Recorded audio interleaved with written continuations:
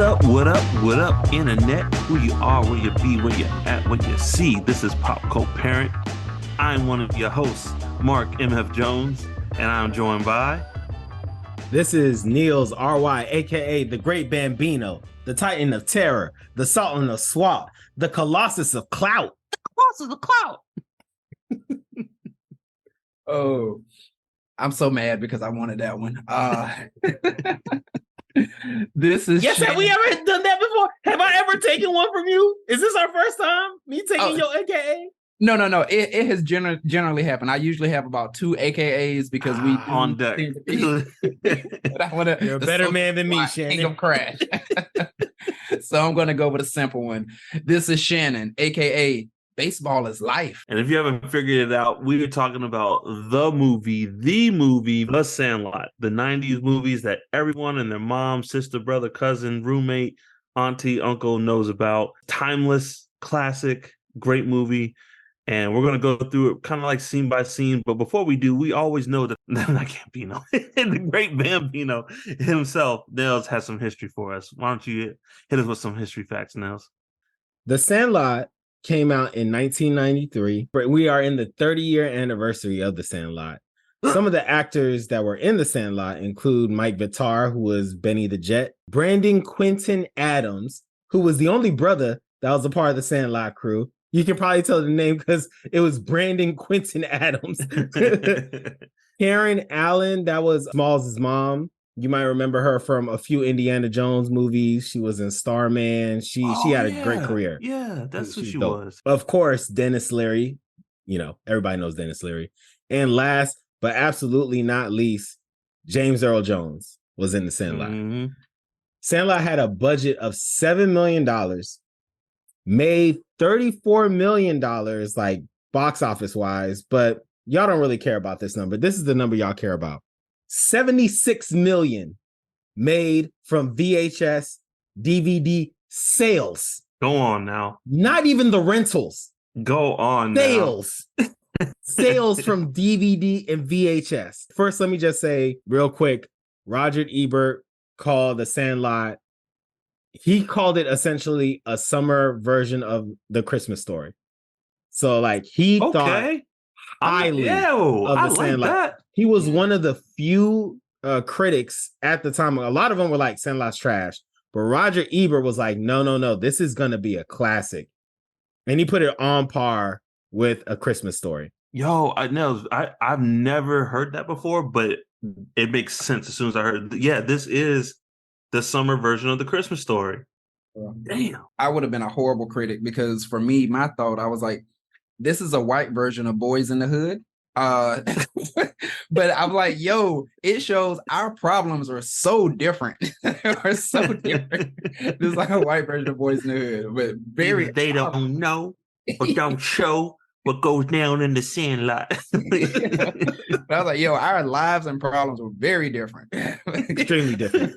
This movie could be a lot more darker. If this was in the hood, I could tell you several things that you could just be applied. Wendy Peppercorn, she grabs Squinch. You think you don't? Huh? So the thing about The Sandlot did decent in the movie theater, but the reason that The Sandlot became a cult classic is because of its VHS sales, DVD sales, but more importantly, its rentals. This was like a blockbuster classic. Folks repeatedly rented out The Sandlot all the time. That was me. That was me as well. And I don't know why our parents would refuse to just buy it. You would have probably saved $50 if you just would have bought me The Sandlot on VHS. It's the principle, Smokey. It's the principle. Yeah. If it's not I don't know about your household. I lived in a West African household. If it's not educational or for their entertainment, I ain't buying it. But Blockbuster, have as much as you want. Hey, as long as you got an A on that spelling test, go at it. Ain't nothing like Blockbuster night. Anyways, ooh, and then the last thing is The Sandlot was on TV a lot. Yep. A lot. Mm-hmm. A lot of us have seen The Sandlot probably more than 8 times. because it was on easy. TV all the time, every weekend. I put this up there with Back to the Future. Like this was on a lot. So that's a bit of the history in regards to the Sandlot. Man, like this, I remember just renting. So it's funny, the first time I saw the Sandlot, I remember seeing the trailers for this, right? Because I definitely remember from the trailer Smalls getting hit in the eye, and then I just remember his mom was like, "Get into trouble, for goodness sake," And I remember that from the trailer. But my mom rented this from Blockbuster for me and my brother, and that was all she wrote. Like, I don't know how many times after that I was like, the Sandlot, Sandlot, Sandlot. Like, I probably burnt a hole into their copy of Sandlot at the Blockbuster I went to. For me, not only was it that, but I mean, it infiltrated the educational system as well. Because I say it because I definitely remember multiple years in grade school. It was probably, obviously early on, we're like, I don't know, third grade, whatever. When they rolled the TV in and they're like, yeah, we it's getting close to summer. We just gonna watch a movie today. It's Sandlot. Like, y'all gonna watch Sandlot. Like, I've definitely seen it in school at least 2 or 3 times in school. Yeah. I mean, have y'all ever met someone who's never seen this movie? Yes. What? I have. Really? Yes, and I have 2 kids with her. It's wild. So do I. Yeah. What? Wait a minute. Both y'all's wives have never seen the Sandlot? Yeah. Really? Had not seen it. Yeah. We actually watched we watched part of it. Well, and getting ready for the episode and everything, we watched part of it like yesterday till it got to a part that was like, I think she was tired and it was stressful. She was like, all right, I'm done. she liked the movie, but she was like, oh, yeah, I can see where this is going. And I think it was the pool scene. She was like, nope, I'm out.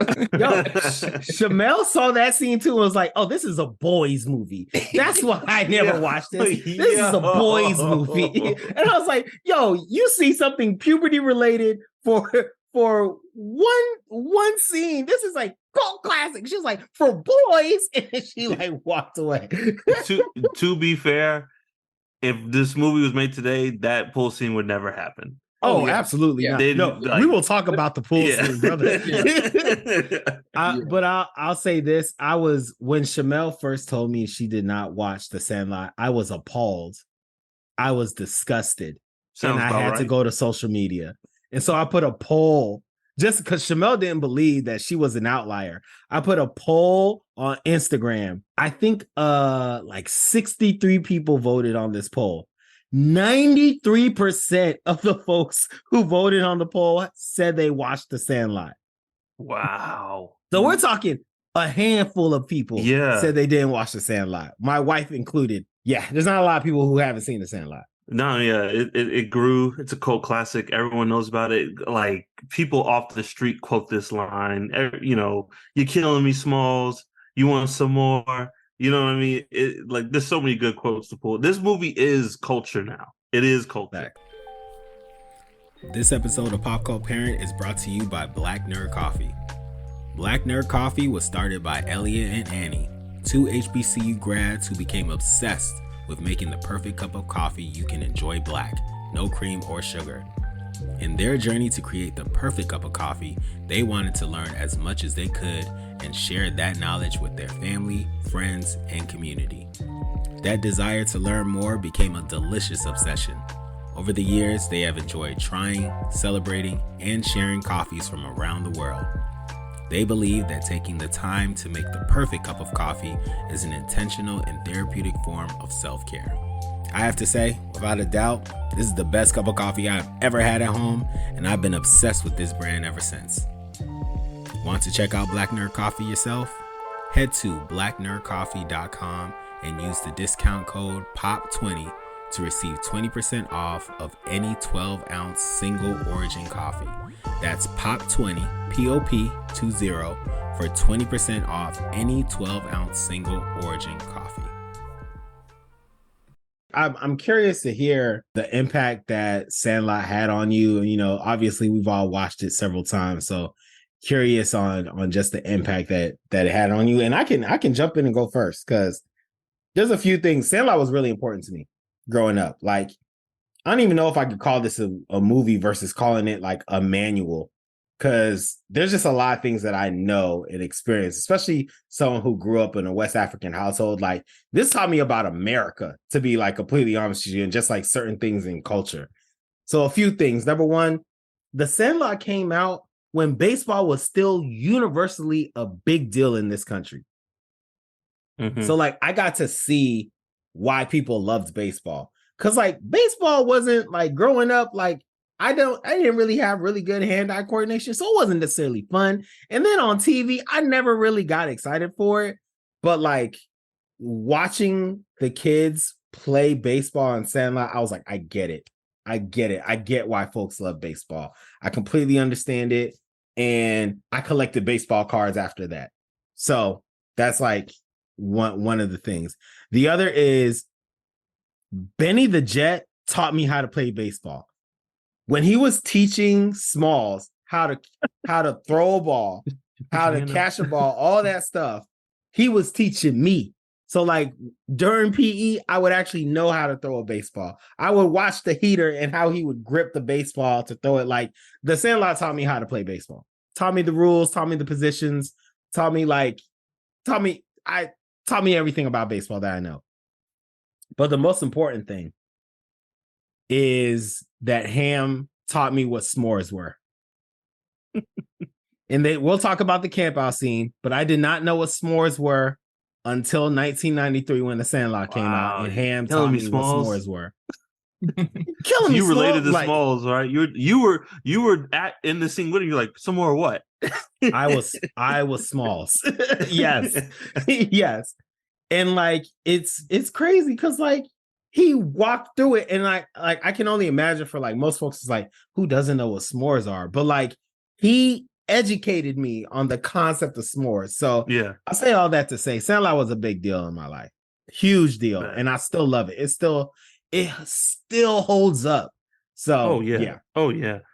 I'll jump in. Yeah, like no, this movie was such a big part of my childhood and my life. I played baseball for a little bit. I don't know, probably up to like maybe the third or second grade. So I didn't play baseball a lot. But I really related to this movie because the kind of like outside adventure. Like I had a very like I grew up my younger years in Georgia and Florida. So like it was like I was outside all the time, like in the woods. You know what I mean? Like running around, getting into stuff. And so that aspect of the Sandlot related to me. But there was a time where I probably could have quoted this movie from start to finish. I watched it so much. Like I just and then this movie got me into cussing. Because, like when I saw this movie, I was like, "Oh yeah, like I like that. I like the taste of these words leaving my tongue." It got me in. You're like, "There's something here. There's something here. There's something here." I like it because, like, you know, it's funny because in my household growing up, my parents like they would cuss, but it was a very like do as I say, not as I do. But I never was really like into it until I saw The Sandlot, and boy, little like. Grade school Mark was really like, oh, like a profane soup du jour. Yeah. But did the stars align, Mark? Were you like, I get it now? I get it. Nah, and then just, you know, there's something about, like you said, baseball was really big when this movie came out. There's something about like baseball and just like the majesty of the magic of the American pastime, and I'm not a fan of baseball. Yeah, you start talking to me about like RBIs and stuff, like that stuff goes over my head. But there is something about going on to like that field, those three bases and the home plate and the green grass and the lights that I feel like other sports don't capture. I don't know what it is. Maybe because baseball is a slower paced game. And it, you know, you have time to tell story. Like they literally take a break. They call it the stretch. You know what I'm saying? So like maybe it's something about that about baseball, but there is something like it's kind of magical about the sport that I feel like, you know, basketball and football don't capture in America culture. Yeah. Yeah. And it's hard to explain. Like, it's different. It's different. But yeah, It's I just agree. different. One aspect, I think, what it is, and I thought about this just today before we recorded. Baseball's legends were created in a time where this country was thought of like the good old days, right? Babe Ruth, Hank Aaron.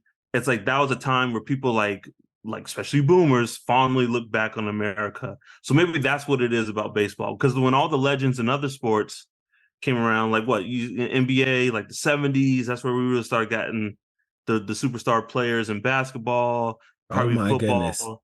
You know Boomers what I mean? look at baseball the way that we look at 90s NBA on NBC. I think that's what it is. I think it's just, Wow. what a magical time with a little You'll bit of never baseball. get it. You'll never get it. Look, we just went out there and we played baseball all night. They used to elbow people in the faces and you try to go through the line. Of course, blacks couldn't play, but it was baseball for guys. All right, Shannon, what about you? No, I'm with you. I'm with you. I always loved the movie. I feel like I saw it a lot when I was smaller, younger. I was surprised. I was just like, man, how many years has it been since I've actually seen it? Like, and I don't know, it's been a minute. But as you were saying as well, what it did, similar to y'all, yeah, I am not a big baseball fan. I'm one of those people. I'm like, I cared about the World Series a few years ago because the Washington the Nationals were playing in it, so I cared then. And like I'll shout watch out to the Nats. Yeah, shout out to the Nats. And then when the World Series comes around, I care some, but I really don't watch baseball, anything like that. I'm like, the last time I was probably really into it was back when they were having the race of what is it? McGuire, was it McGuire? I can't remember. Sammy Sosa. Sammy Sosa. That was a long time ago, Shannon. Yeah. Yeah, Shannon. Good Lord. It was a couple years after the Sandlot. I know, right? But what I loved was one, the way it told just story, because I love how movies can do that. And again, so I'm a big basketball and football fan, and I think of something like Any Given Sunday or anything like that, and it's like I already love football watching it, and then it adds the story and everything behind it. So this having the story, I'm like, okay, I can rock with baseball. I like this. And then to your point as well, Mark, I'm like, as you're saying, there's this sort of individual piece that it has, and thinking about that, I'm like, because to my knowledge, I think this is like the only sport where, like when you come up, you have your own like intro music, and I mean, like of course there's professional wrestling, and maybe John even Cena. maybe even in like basketball or football, someone may have a song or something when they're coming out too. But for baseball, every single time you go up to bat, you have your song playing. So it's not like, oh, they play this at the beginning of the game. Michael Jordan might get a little special song himself or something. Mm-hmm. But I'm like, every single time, it can be my fifth time coming up to bat, they're still going to play that song that I said play for me when I come out here. And so I think that's like that's special. Yeah. But Shannon goes out the back. They start playing "Shake Your Tail Feather." Coming up with 0 RBIs, which I'm be honest, I still don't know what that stands for. But runs brought in. Runs brought in. Thank you. So, that's all I got. Don't ask no more. My brother would be so upset. He's a baseball fan. He'd be so upset. and you know what else, fellas? Like, let's give credit where credit's due. This movie is spectacularly acted. Like all the kids in this movie could have been leads in other movies. Yes. Every single one of them could have been leads in other movies. This movie, I was like looking at it now, I was like, man, this is a tight movie. It is like really well edited. It's like we're going here, this leads to this, which leads to this. Like there's little to no like drag or fluff in this movie. It is just pretty much these kids at this Sandlot getting this baseball, and that is it for the most part. I love that because before watching it, as I said, I watched it a couple of days ago to refresh. First, I looked at the timing. I was like, okay, so how long is the movie? I think it was an hour and 45 minutes. Mm-hmm. And that is from like the it might be less. It might be less than that. Yeah. No, truly.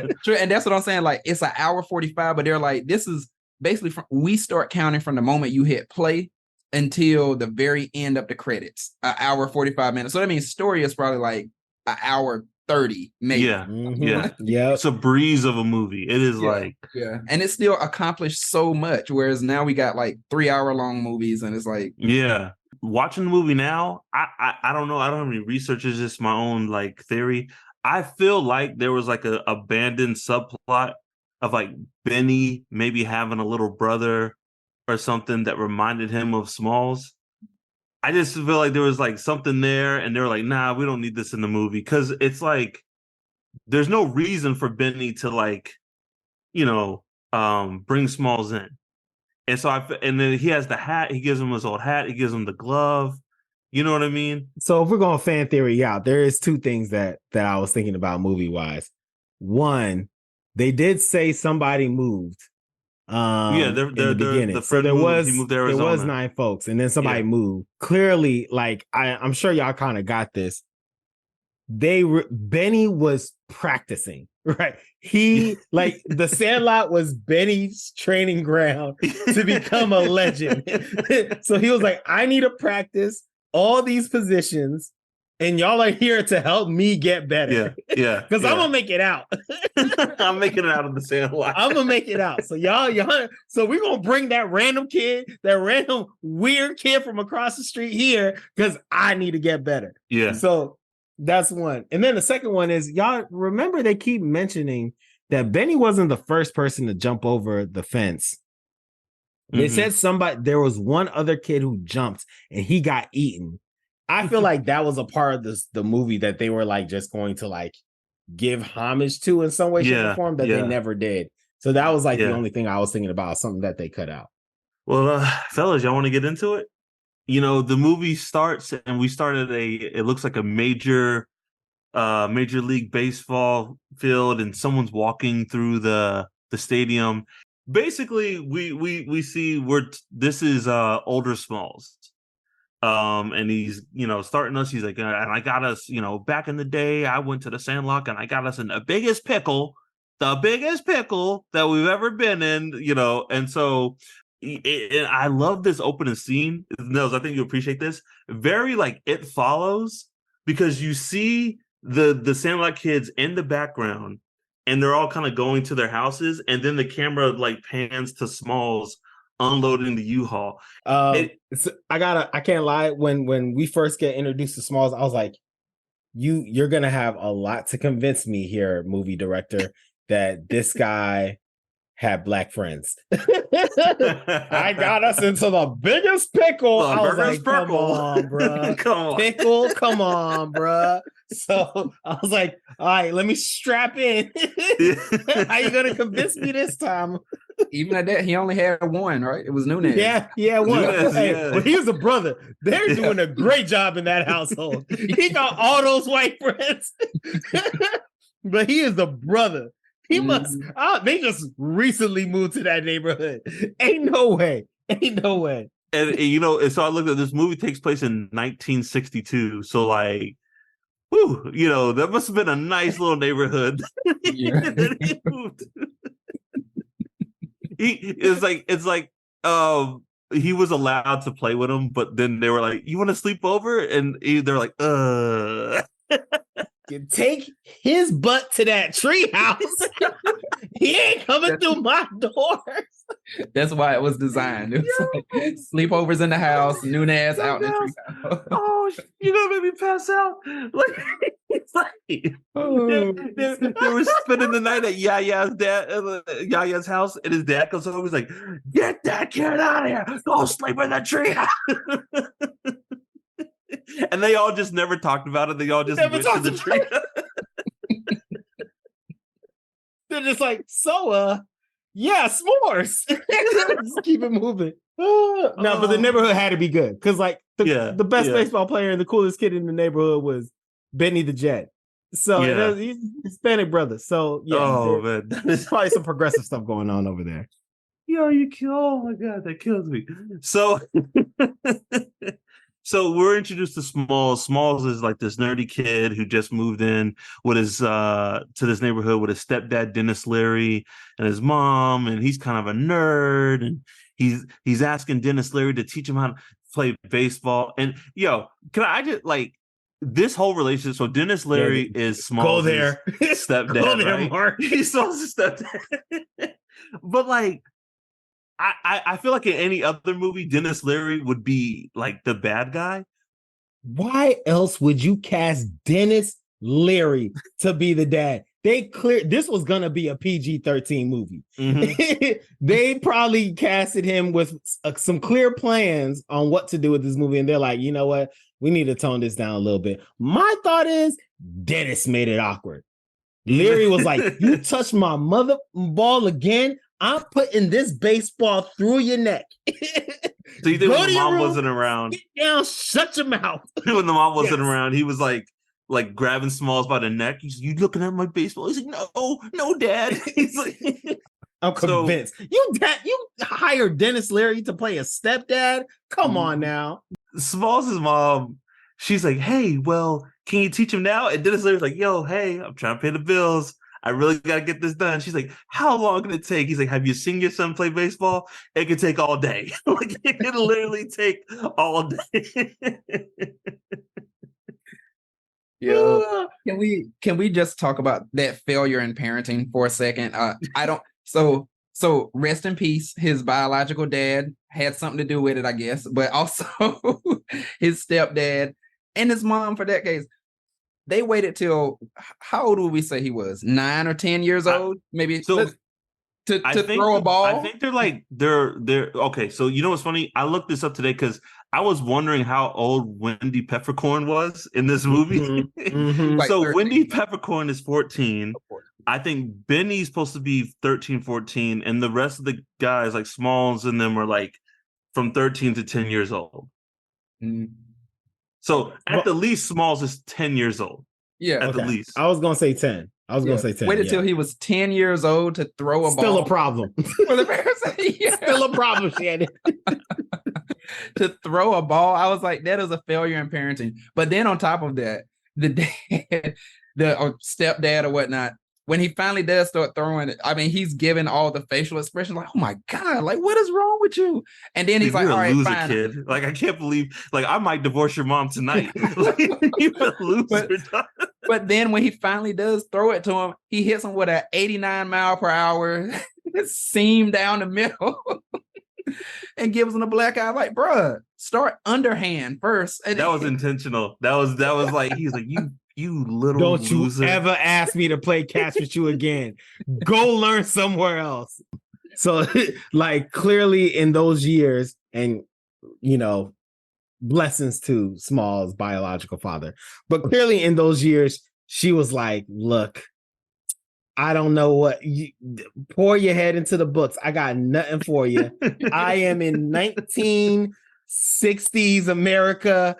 I know how to be a housewife. I can't do nothing else for you. You need to learn guy things. Looks like I gotta get you a dad. I gotta get you a dad. That is the answer. Because she wasn't doing nothing for him. Why I go out and get you a dad? Smalls is like, he says in his narration that he followed the guys to the Sandlot before. And so he just grabs his glove, grabs this hat. Fellas, this hat, this rainbow trout hat with the bill that's like 3 feet long. I was like, yo, where did you get this hat, man? Like, it has to be his biological dad's. It has to be. Has right? to be. Yes. Forrest Gump wouldn't wear a hat like that. That bill casts a shadow, like standing forward. Like the sun doesn't hit from the side. The sun hits you forward and you still cast a shadow. Facts. And so Smalls, I just want to talk about Smalls like pre his Benny makeover. Smalls on his way to the Sandlot the first time. Fellas, he looks like a serial killer. He's got like these high water khakis tucked in tight, that 3-foot bill hat. I like, yo, you look like you murder people and you follow them home, Smalls, and kill them in their sleep. But so he goes to the Sandlot, he sees the guys playing, and I think Benny hits a pop fly and he's over there. So they're like, throw it back. Come on, like, hey, throw it back, kid.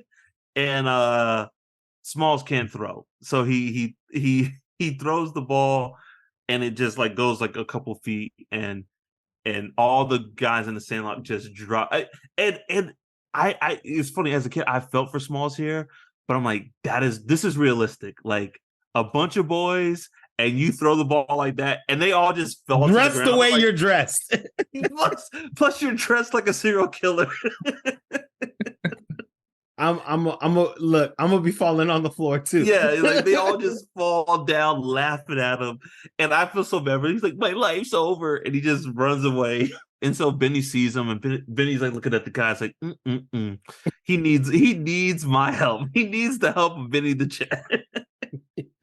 And we cut back to Smalls' house, and I don't know, fellas, I love this scene.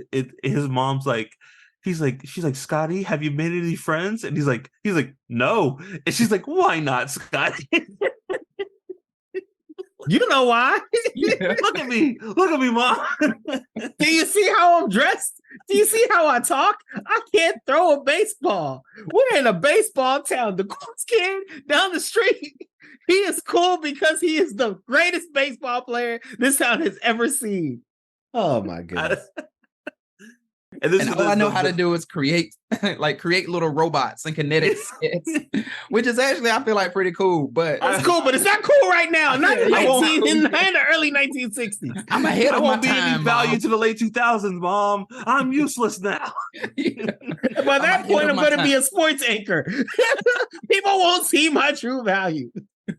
His mom's like, oh, come on, Scotty, get out there. She's like, I don't want you, dog. She's like, I don't want you staying in here tinkering like last summer and the summer before. I'm like, oh my God, Scotty, you've been for 3 summers, 2-3 summers, you've been in here. Like, at that point, yo, fellas, my parents would have thrown me outside. Good luck. I don't know if you're gonna make any friends, but you're gonna try today. And they just would have thrown me outside. Door is locked. Door is locked. Like, you ain't coming back in till it's time for dinner. Next scene, Scotty's outside, and Benny's like, hey, want to come to the Sandlot, blah, blah, blah. And so he takes him to the Sandlot. Well, he takes him to meet the guys. And this is probably another famous scene in the movie. The rest of the Sandlot guys are outside some drugstore, and Ham is doing an impression of the great Bambino. And I love it. He's like, Bambino. What? It Smalls like, who is that? And they're just like, what? Disgusted. What? They're disgusted. So I've tried to think about, how does this look in actual 1993, or like around let's say 96, right? Mm-hmm. In like Northern Virginia / North Carolina. This would be like someone like, I'm Air Jordan. Yeah. With the tongue out. And I'm Air Jordan. And someone like, being that? like, who? I'm like, what? And we're like, MJ? Mike? Like Jesus? Want to be like Mike? Like Mike? Want to be like yes. You're like, oh, 6'6" Jordan. Wilmington, North Carolina? Like, nothing is ringing a bell. And I would never be friends with that kid. Never be friends with that kid. I'd never talk to him again. They're like, Air Jordan, I thought you said Commissioner Gordon, that wimpy cop. And he knew. He was like, yo, and fellas, you know what's funny? Rewatching this scene, so Benny's trying to get Smalls in here, right? So when Smalls is like, who is that? And they're like, what? Dog, if you look at Benny in the scene, he's like, man, you on your own, dog. Yeah. If you don't know this, like, he's like, you are on your own, buddy. And he's like, oh, I thought you meant the great Bambi. Classic. So all the fellas are mad at Benny. They're like, "Yo, Benny, why'd you bring him? He ain't game, Benny. He ain't game." The only black kid. He ain't game, Benny. He ain't game, Benny. Come on, dog. Come on, come on, Benny. Come on, Benny. You know, he had to talk to him. Brown Minority to to brown. minority. But we already got all these nerdy Come on, white Benny. people up here. Benny, Come on, dog. yes, you could have bring one of us, Benny. Come on, Benny. Come on, dog. We trying to have fun out here. We ain't trying to educate them, Benny. Come on, Benny. dog. Come on, you the only one I'm allowed to sleep over at their house. Come on, Benny. Come on. This man got a black eye. And he just walking around here. You know his daddy swings on him. Come on, Benny. Oh man. So they get back to the Sandlot, and again, Smalls is not. He's not performing. He can't catch. He doesn't throw. All these kids are great actors. When Smalls, instead of throwing the ball, walks it back to the pitcher, their reactions are so good. He's like, "What the hell is he doing?" When he gives the ball to what's brother's name, the pitcher, and he just looks at the ball. He's like, "What the hell just happened?" Kenny, he was disgusted. He was so disgusted and confused. He was like, "You need to go. You need to leave." Yeah. You need to leave. So Benny wises Smalls up. He's like, "Look, man, you got to catch it like this, throw it like that." And fellas, I want to ask you something. This scene where Benny Smalls like, "How do I catch it?" And he's like, "Yo, just leave it to me." When Benny hits this ball, right? Is the movie trying to say one or two things? Is this like the magic of baseball? Like it's like the magic of the game, and Benny hit it and Smalls caught it, right? Or is it like Benny is that good that he aimed it?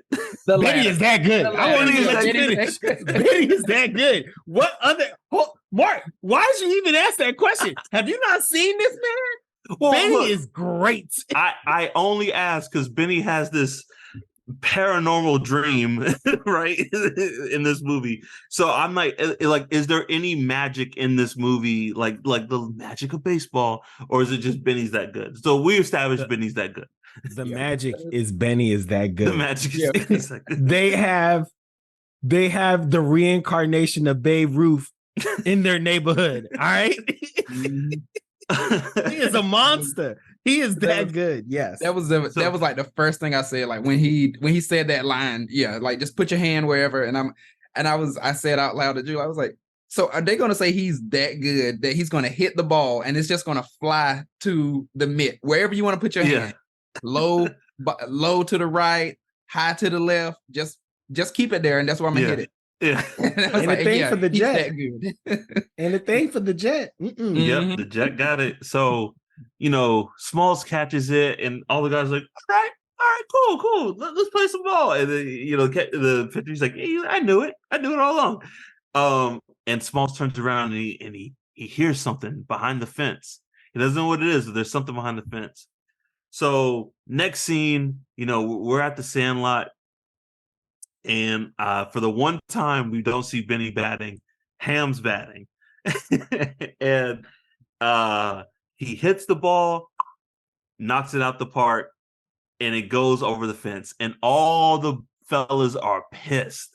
They are mad. They're throwing their gloves at him. They're running after him. And, I love this acting by this kid because he's like, this is my heater. When the pitcher's like, this is my heater. I dare you to hit it. Ham hits it. And I love this acting. He's like, they're mad at him. He's like, hey, it was the heater. It was the heater. So petty. So petty and so petty. Perfect. Yes. He's like, hey, it was the heater. It's not my fault. He threw the heater. Like, hate it or love it. Hate it or love it. Oh, man, I'm telling you, man, all these kids, like, A-game actors, man. I'm surprised, like, a lot of them didn't, like, well, Ham, he was in The Big Green. If we're going to go there, then we're going to go there. Fine. All right. Well, I got to say this then. These are some of the most athletic child actors I have ever seen. And I'm gonna say it's because these kids played baseball, hockey, and soccer. Yeah.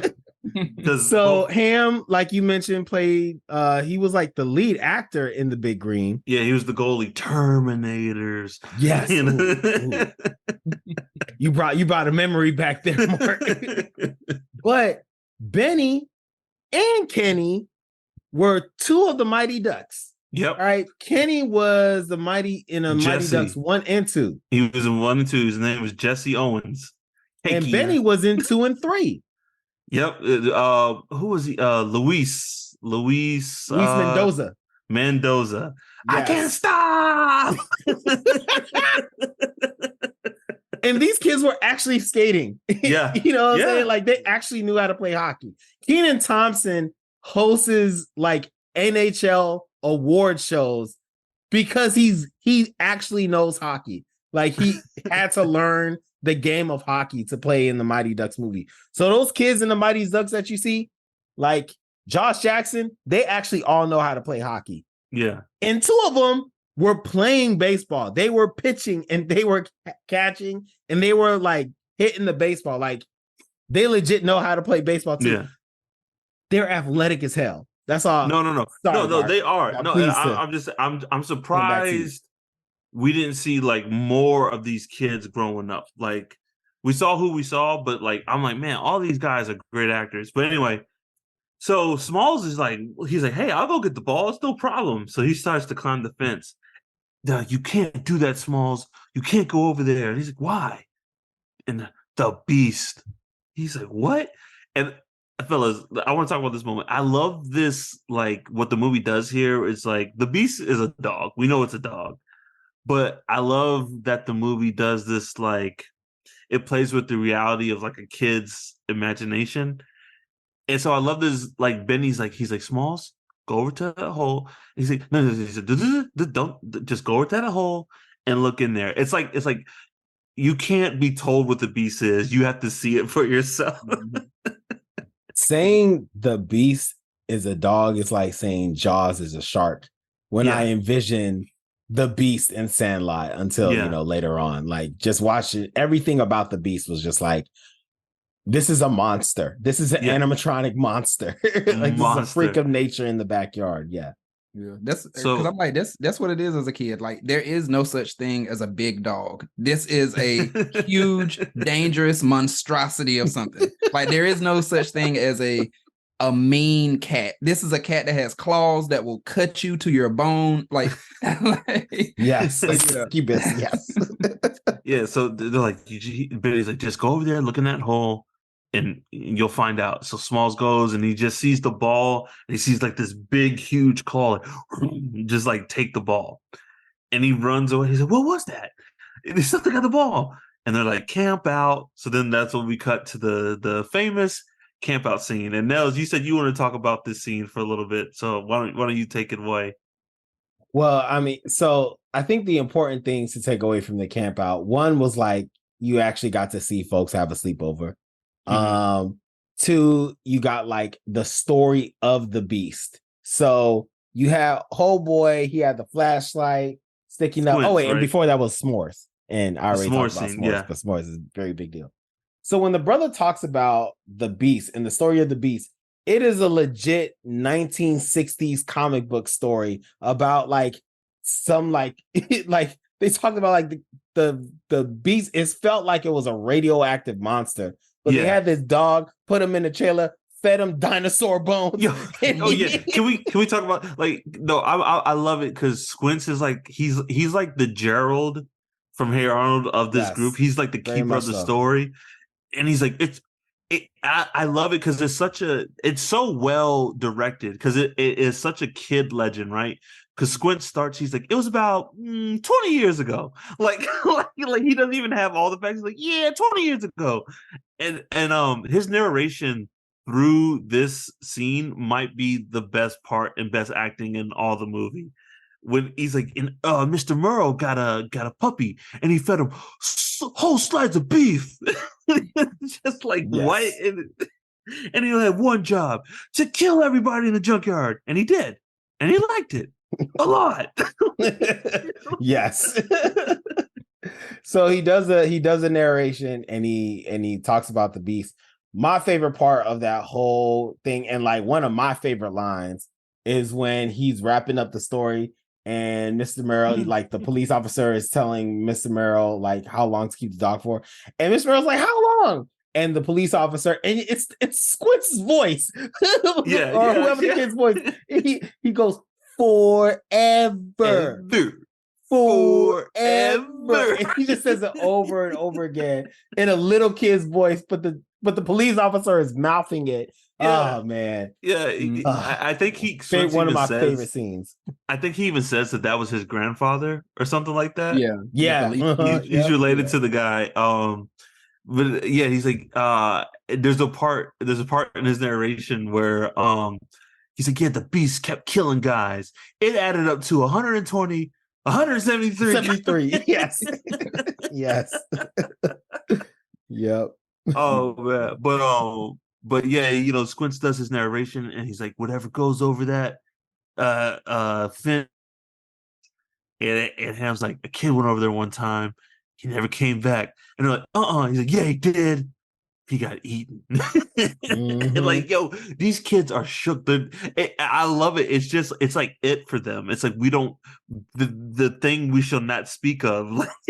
Yes. There is a monster in the backyard. There's a monster over that fence. A monster. And as long as we don't mess with the monster, he will stay where he is put and we can play baseball. And that is why no one plays at that baseball field, because there is a monster back there. The next scene, because they didn't have a ball, so the next scene we see Squints and yeah at the drugstore getting a new baseball. And fellas, this is when Wendy Peppercorn comes up, and like the movie is just like ain't underage attraction just grand America. Like, yo, I'm pretty sure this She's actress supposed to be 14. The camera 14. zoomed in on her walking away. Yes, like you see that this 11-year-old boy was checking her ass out. Like, what are we doing, America? So I'm pretty sure that actress was over 18 when they filmed this, but Wendy is 14 in the movie, and the movie does not film her like she is a 14-year-old. The movie films her like she is the Black Widow or Catwoman. Yes, and even worse, in 1993. And if y'all seen those 93 comic books, it's a problem. Like that is clearly horny old men writing those stories that were just, it's pretty much like anime fan service, in case you're wondering. Yes. But like Squints is just smitten, dog. He is starstruck. He just can't stop looking at Wendy. He thinks she's the most beautiful thing he's ever saw. And even I love it. Even Yaya in this scene, he kind of like snaps himself out of it because he's like, whoa. He's like, Sandlot, gotta get to this. Yep. But Squints can't snap himself out of it. He is like, he's got it bad. He's down bad. So they get back to the Sandlot, and Benny wants to play baseball, but all the other boys, he's like, I love this line for Squints. He's like, it's 150 degrees out there. You can't play baseball. And they were also complaining about them, about them being late. But I'm also like, how long were you staring at Wendy Peppercorn? Because I feel like, okay, let's be real. Like, whether staring at somebody, looking at cleavage, whatever, it's like staring into the sun. Like you glance and go, glance and go. Like, don't. But I was like, did this mother? He just stood there for like 20 minutes, and it's like, and now you're like an hour late to the game. Like, what happened? They play baseball all day long. They start at 8:30, and then it's the summer, so the days are longer. So they probably don't come home till dinner. I'm glad you brought that up, because I wanted to bring that point up. I kind of love that about this movie. Like, it is a job for them. They get to the Sandlot 8:30 sharp, At 5 o'clock, they go home, and like it's not even like, oh, I'm gonna come to your house and read comic books. They all like as they're coming down, they branch. I'm going home. I go home. See you tomorrow. Hey, Bertrand. See you tomorrow. See you tomorrow, Squints. Like the day is done. I'm clocking out. Like, Yes. this is a job for these kids. So Benny's like, oh man, I can't believe you guys don't want to play baseball in the hot sun. So what are we going to do? So they decide to go to the pool. Fun little fact. So apparently when they filmed this movie, I think they filmed it in Utah, and there was a heat wave when they filmed it, right? But when they did this pool scene, it was like the one cold day that they did the pool scene, and like the water was like Is that why degrees. Squints was shivering? Yes. It was like the one cold day out of filming, and they did the pool scene. That's why he's like, but it's so perfect because he looks like an awkward kid, like who's like nervous about doing what he's about to do. Yeah. Wow. So, we're at the pool, and then all the boys like zoom into the Wendy Peppercorn 14-year-old magic lotioning. Oh, lotioning. Yo, my man was fiending. He hit puberty right then and there. It hit him at that moment. Like a ton of bricks in the cold instantly water. In the water. In the cold water. Instantly went through puberty. Like just instantly it hit him, and he was just like, no. I'm not done. I am not done. This ride is gonna keep going. I love the moment before Squints decides to do what he does. They're all looking at her, and you hear them all talking, and so I forget who it is. Someone's like, they don't know, man. She doesn't know what she's doing, and Benny's like, nah, she knows what she's doing. She knows exactly what she's doing. Exactly what she's doing. Yeah, and I was like. Is this where I first heard this from? And the answer is yes, because Friday came out after this when they were talking about Miss Parker. Yes. So yes, Sandlot was the first time I ever heard them say, she don't know what she know exactly what she's doing. Exactly what she's doing. So Squints says, yeah, I've been coming here for 3 years of my adult life. And every time he has had enough. So he gets out the pool, and everyone's like, what is Squints doing? He jumps in the deep end. And they're like, Squints. Yo, and fellas, two credit to Wendy Peppercorn. She immediately jumps in. She's like, what? Alert, takes off her whistle, jumps in to the rescue, right? And then never question her ability as a lifeguard. Yo, felt very comfortable and confident for her being a lifeguard in that pool. Yeah, and you know what's, and even I looked it up. So when they get Squints out of the pool, I always go back to the Future when they're like, do CPR. It's like, what's CPR?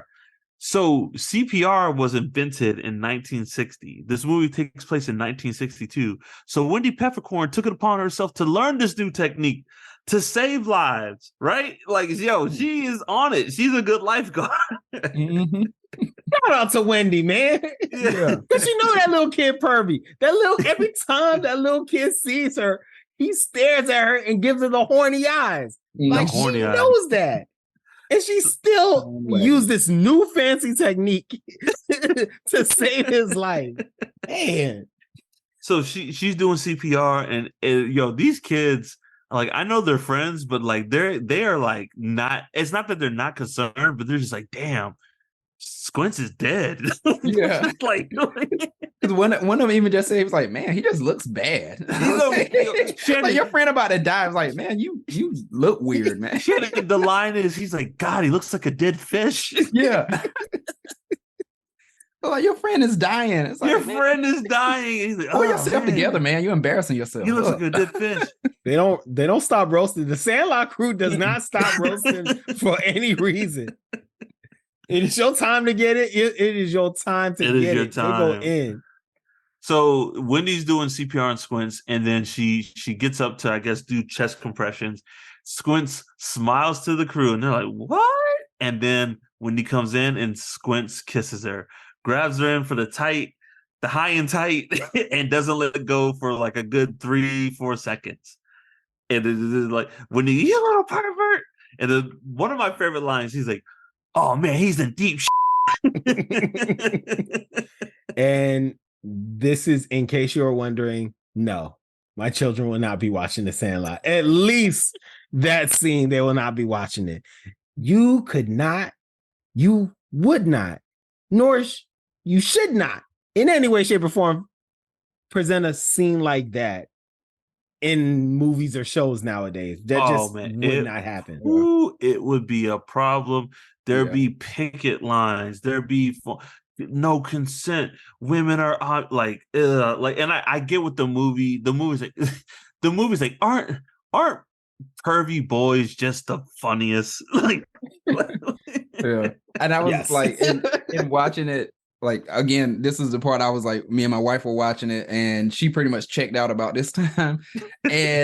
But I was like, yo, she mentioned that, and I was like, you know what, you're right. Like how we said, oh, this is a boys movie. Because she was like, that piece happened, which was, obviously all the things we said, that was messed up.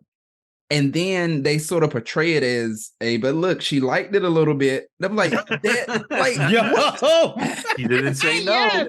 She didn't say no. She smiled. And every time in the summer when they saw each other, she smiled at him. Yeah, and they're like, come on, like that is like, that would not fly. And that's not okay. All the things of harassment that is them put right there, and they're like, hey, that she liked it. And it's like, no. But then this last piece though, his mom never got a name, right? Like, because she was like, wait, this is not good to women, because they're like, this piece happens, but Small's mom was just mom, right? Like in terms of like, we never know her name. So they're like, look, this woman doesn't even get a name. Well, like, she's mom. That's it. Shannon, on top of that, right? The movie's like, there's a scene where Smalls loses the baseball, and then Smalls' mom is like, yeah, Babe Ruth signed that baseball. And Smalls' narration goes like, my mom, a freaking girl, even know who Babe Ruth was. Like, yo, Smalls. 1962 America. I know. Accurate. This movie is accurate. But at the time, Babe Ruth might be the most well-known athlete celebrity ever on the planet. Ever. And so he's like, Smalls he's like, oh my god, he's like, my mom, a freaking girl, even knew who Babe Ruth was. Yeah. So no, but, it was not good to women. Back to Wendy, right? That's all. Back to Wendy. Back to this in-universe. What does it? And this is the inverse of the movie. I'm not talking about the society, what we think about it now. What does it say that 14-year-old Wendy gets, pretty much sexually harassed by this 10-year-old boy, and she's like, say, she's like, not bad, 10-year-old. Here's my logic. I clearly have thought about this. Here's what I believe my logic is. Wendy Peppercorn is the baddest girl. Her 14-year-old self is and she look 18, the baddest girl in this neighborhood. Mm-hmm. No one has the audacity to try to holler at her. She is, so she looks beyond her age. She clearly is responsible, so she got her stuff together, and she's smart because she picked up that new life-saving technique called CPR.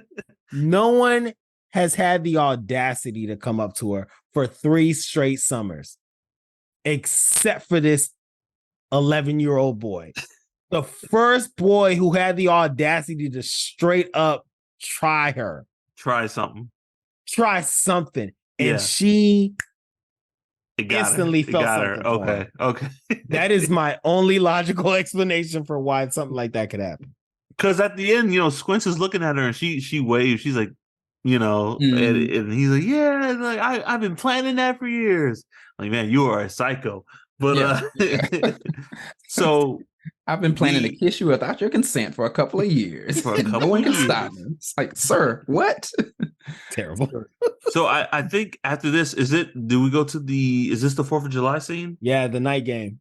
Mm-hmm. Yeah. So Benny, I want to say, I love that this movie is a continuous shots of Benny just kind of running to Small's house, like do. get out of here. We're playing baseball. And like Smalls like, oh, mom, we're gonna go play baseball. I just like no, and they were like, hey Smalls, how you doing? You all right? How's your mom? Like, get up, we're playing baseball, Sandlot, 5 minutes. And like, No warning, no nothing. no warning. So it's 4th of July, and Benny's like, hey man, night game. We're gonna go play baseball. The kids go to the Sandlot because this is the only game they could play at night because the fireworks light up the sky. Fellas, this scene, like, this is a beautifully made scene. Like, I think this just captures like so many levels. It's like they're kids. Kids can't help but be like hypnotized by the majesty of fireworks. Benny is zoned in on like being the best, so he's the only one who doesn't focus on the fireworks. Like, I don't know, do y'all want to talk? Like, I think this scene is just beautiful. Yeah, I mean, I think you said it, bro. Like it was beautiful, and it also showed you that Benny's going to the league. Like this man was Kobe before Kobe. He was laser focused in this. He pulled people out just to practice. He called it a game. It wasn't a game. You can't have a game with just one side of the team. Like he was focused on getting to the league. That's how I saw it anyway. But it was a beautiful and majestic looking. Yeah, because even Small says, I think Small says in the scene, like, Benny was on a different level because he was the only one to call them back while they all got lost in the fireworks. Yeah. Mm-hmm. So the movie does a nice cut where the ball's on the ground. You see Squints run into the ball, and it's like the next day or whatever. And then the prep kids show up to play into the Green Onion. I think the song is called Green Onions. The down, down, down, out, down, down, down. Yo, such a good scene. Like, do y'all want to talk about this? Like the real quick. So the kids are riding up on their bikes, right? I don't know if y'all noticed this. So Ham sees these kids, right? And they're like, oh no. Ham throws his glove on the ground. Did y'all notice? Like, these kids have history because all the Sandlot kids, Smalls is like, what's going on? All the Sandlot kids are going towards these kids. Benny picks up the bat. Yes. I was like, let me see. I was like, Benny the only one that got a bat. Benny was out for blood. The bat. Like, if it's going down, it's going down for real. Yes. So, all right. So this scene, first of all, the prep kids ride up with their bikes. No warning, no nothing. There was like, what is the random day that they were just like, we going to the Sandlot. We going to the Sandlot. Knuckleheads. We messing with the Sandlot kids today.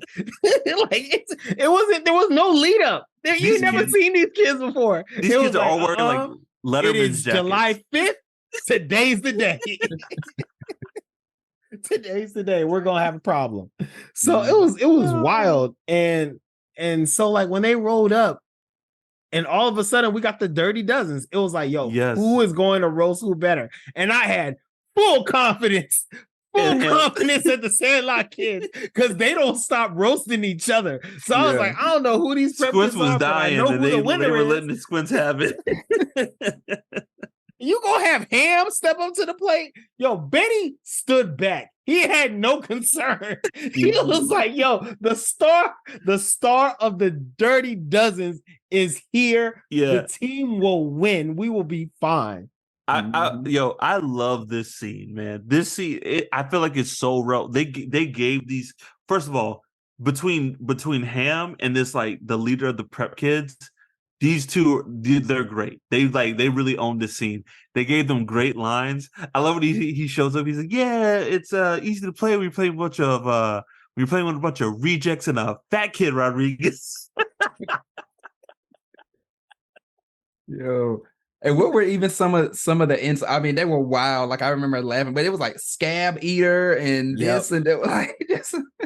You bought for apples in the toilet and you like it. But puss licker, like, oh man, fork sniffer. but yo, what got it was all of that, and then just the line, you play ball like a girl. And like, that was like, whoa, yo, we was joking. What? Whoa. props to the actor who played the prep kid, because I love his reaction. He was like, you play ball like a girl, and everyone's like, oh my god, like him. And you see the prep kid, he's like, what did you say? I feel like upset for that time. That was like the equivalent of everybody's joking back and forth on each other, and then somebody just crosses the line. They're like, "That's why your dad don't love you. He ain't even here." It was like, "Whoa, bro, we were joking. Why you go there?" This kid, he killed it, because when Ham says that, he kind of he laughs, and he kind of thinks of it like, what did you say to me? You had the audacity to utter those words together out of your mouth towards me. Mm-hmm. You play ball. We like playing baseball. Yeah. He's like, I love it. Can't let that slide. What'd you say? And Ham's like, you heard me. Can't let that slide, B. Team, in our uniforms, we are playing baseball. We are playing organized baseball. I ain't playing on this trash. We are going to a real field with no monster in the back. Go to a real field. We're playing a real baseball. Oh man, yeah. And so they challenge him to the game. That is so good. They challenge him to the game. And fellas, I want to say this scene. This is movie editing like 101. It is. This scene is what, maybe a minute 30 seconds, but we get it right. So the first 30 seconds is just Ham giving it to the kids as they're batting, and I love these. This kid was killing it. He's like, play ball. He's like, all right, got a long day, gotta get home for lunch. Yeah. And he knew his job. His job was like, I'm getting in all of them. All of their hands, I'm gonna be getting in them. I just want to harp on the acting when the first kid strike one. He's like, that's one. He's like, it's about to be a long day for you, buddy. And then you just see the Sandlot kids over and over, hitting the ball, getting the base, hitting the ball. It's really well edited. It's like people hit the ball, the slide in, they're getting safe. Pretty much everyone on the team gets a hit, and then everyone on the team gets a hit. Yeah, they whoop their butts bad, and it's like, of course they do. They play baseball all day, every day, with the reincarnation of Babe Ruth. Like, they are playing with the greatest of all time, every day, all day long, and then they go play with some prep kids, of course, and they're playing on dirt. They're it's called the Sandlot. They're playing on sand. Ain't no green over there with a monster in the back. Yeah, I was gonna say the only reason why they stop playing baseball, it gets dark, or the monster eats their ball. Yeah, that's the only reason. It was basically like what Bane in The Dark Knight Rises. You think this baseball diamond will save you? You merely play in it. I was born in the diamond. I was born in the Sandlot. Yeah, they destroyed. Is that your sister out in left field? Is she naked?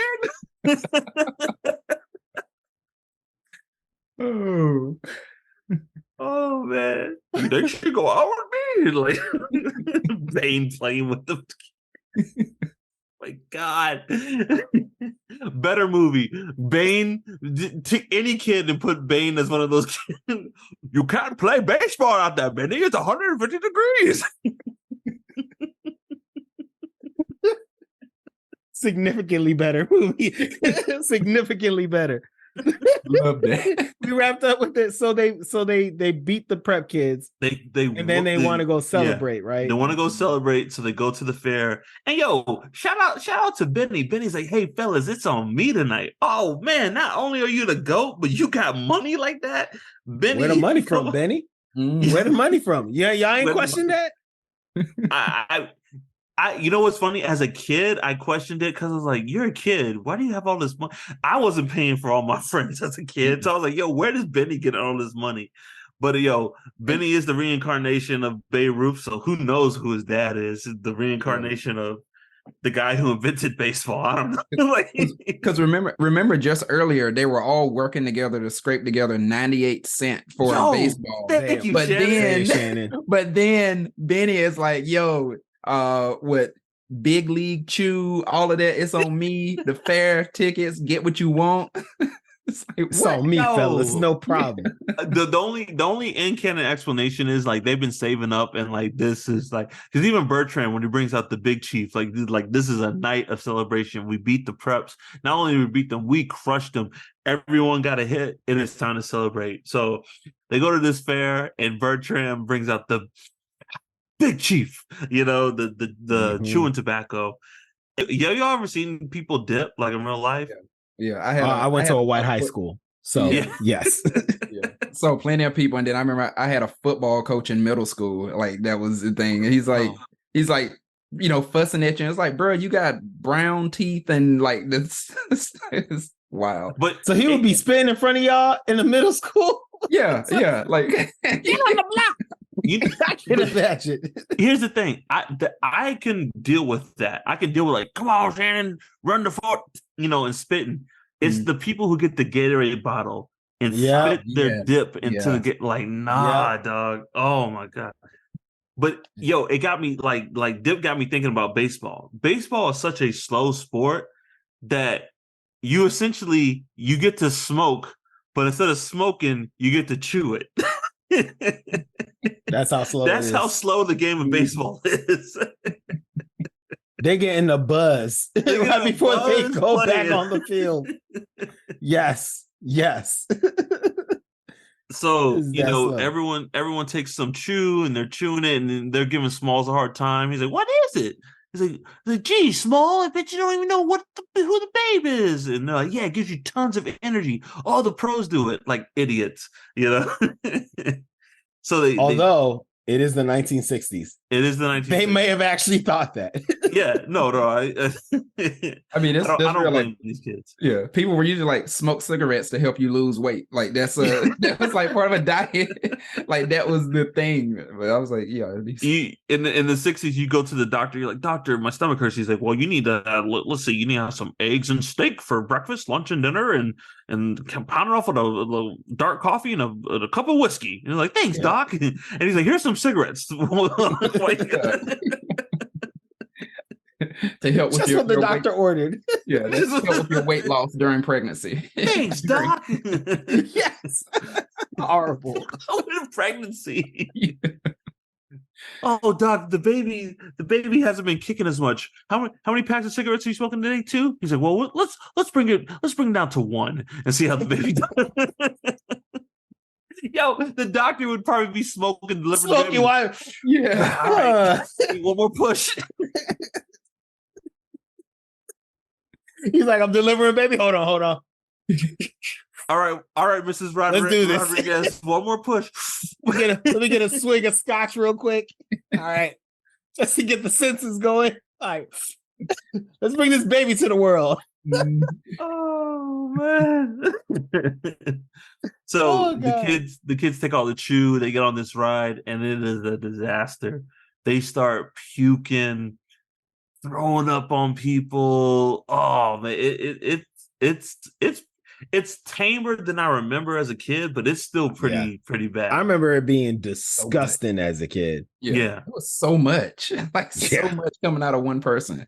There were 2 people who were not present for that throw up scene. Benny and Kenny. The minorities were not chewing tobacco and writing that scene. And I wonder if that was their choice or the actors' choices. Because they're like, "No, you're right. I ain't doing that. What you nah, I ain't in this scene." You're right. Because when they're on that ride, I think it's like Ham, Tommy's little brother, and a Bertrand. I think Smalls gets a couple scenes. Smalls is in there too. Yep. Yeah. And I think yeah gets a couple scenes, but no, it's not like all the kids. It's pretty much Ham and Bertrand for the most part. The heater and the jet, they were like, I ain't doing that. Bro, we got futures.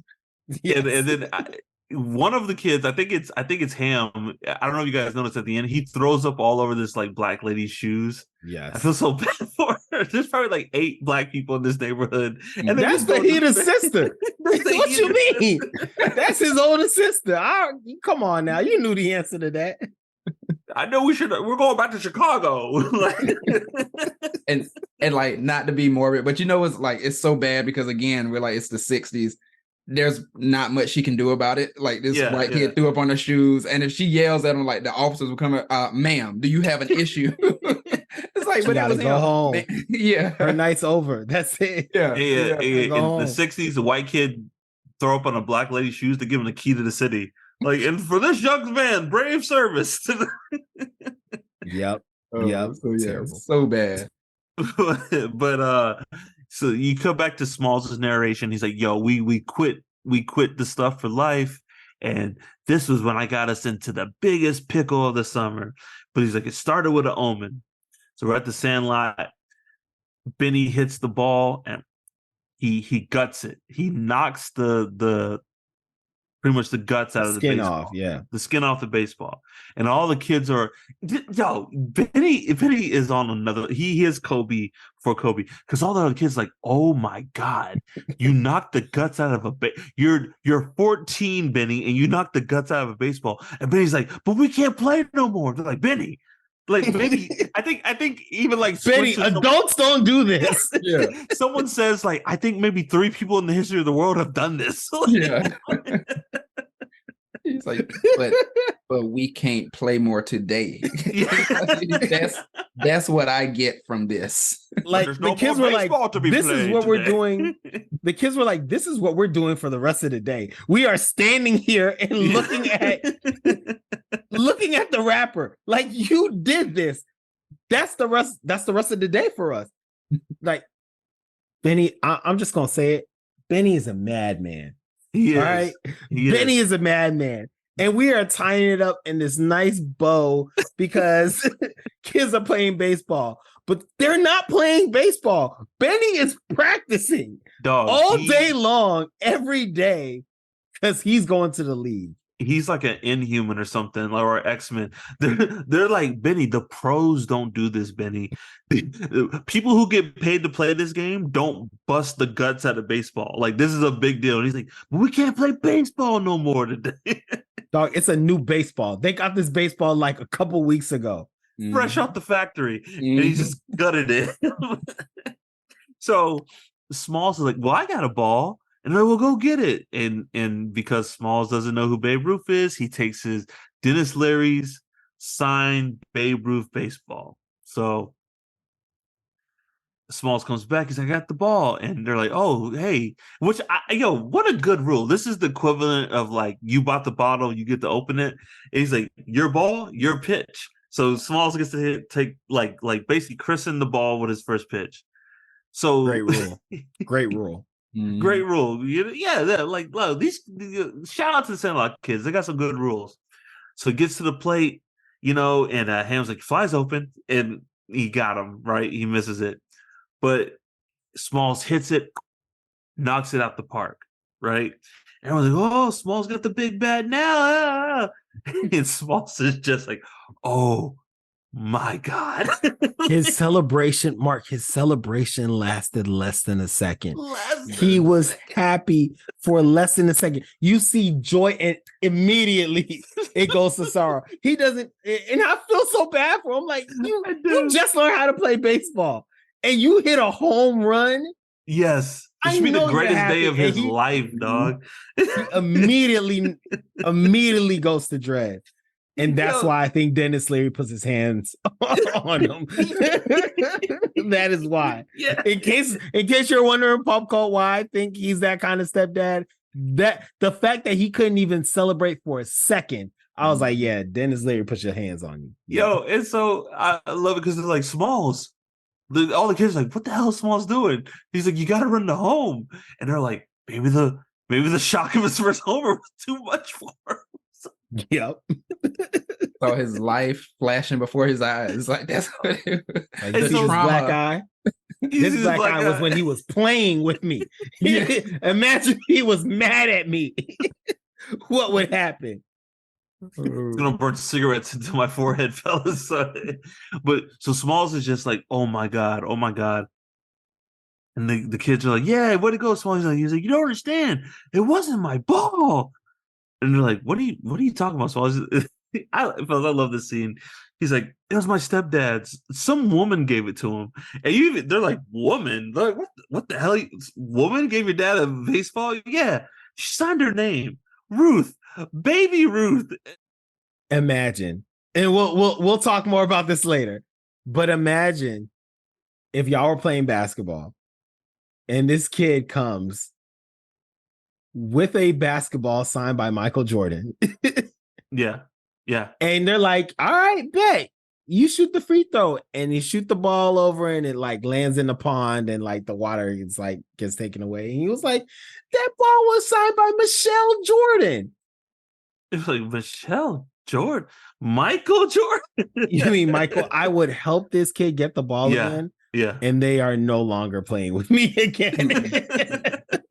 You do not know who Michael Jordan is? We are that is it. Because then they're like, Babe Ruth is like, he's like, you're dead as a doornail, Smalls. He's like, I love how he's like, Smalls, you got a ball by Babe Ruth, and you took it out and actually played with it.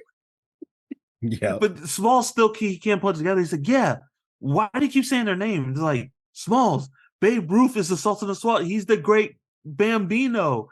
And he's like, that's the same guy.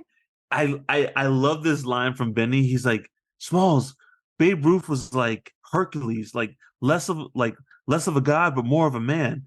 And such good acting. He's like, that ball you just aced to the beast. Well, it's worth more than your life. Yeah. Said it with the utmost confidence. He's like, I'm not even trying to be mean. That ball is worth more than your life. And then Small starts to, he's like, I feel sick. And it was bad. Like, I feel like he could have just added in there, it's worth more than your life. And believe me, your stepdad believes the same. It's like, it's a wrap for you. You're dead, Smalls. It's been nice knowing you. I mean, so, they start the plan. Like, okay, we got to get this ball back. And good. Shout out to these kids because they're like, all right, well, I guess this is what we're doing for the rest of the summer. We're getting this Babe Ruth ball back.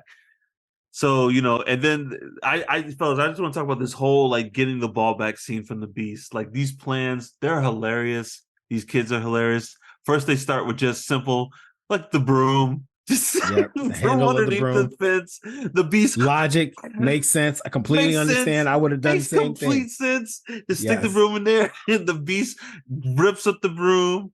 And then they move to the pot. They put the pot in there. Yep. The Beast again, ingenious. Even a step above where I would have gone. I would have gone hook with the hanger. I would have done that. They went straight to the pot. So these kids are smart. And then I love we go to the vacuum. I think this is one of my favorite parts of the movie. So they have these kids are geniuses, dog. They have these 3 vacuums hooked up to a catcher's mitt and a pipe, and they're gonna suck up the ball. And they have this like submarine pristine like chain of command. They're like, initiate number 1, like they are like a military unit. And so the Beast bites the pipe and it shuts the vacuum cleaner, so everything's shortened out. So the kids all jump out of the treehouse and the vacuums explode. Great explosion, like boom. They do the movie like 3 different shots of the explosion. For a treehouse exploding. Unnecessary. It's so unnecessary. Let me ask you this. Is this clearly like the Beast is exaggeration of the kid's imagination? Is what's happening like the Beast eating this broom, bending is that real, or is that they're part of their imagination? Like, is this explosion real, or is it part of the kid's imagination? I think everything is a part of their imagination. Everything Beast related. Up until Benny jumps over that gate, everything is their like the imagination to the extreme. Especially the explosion of the vacuum.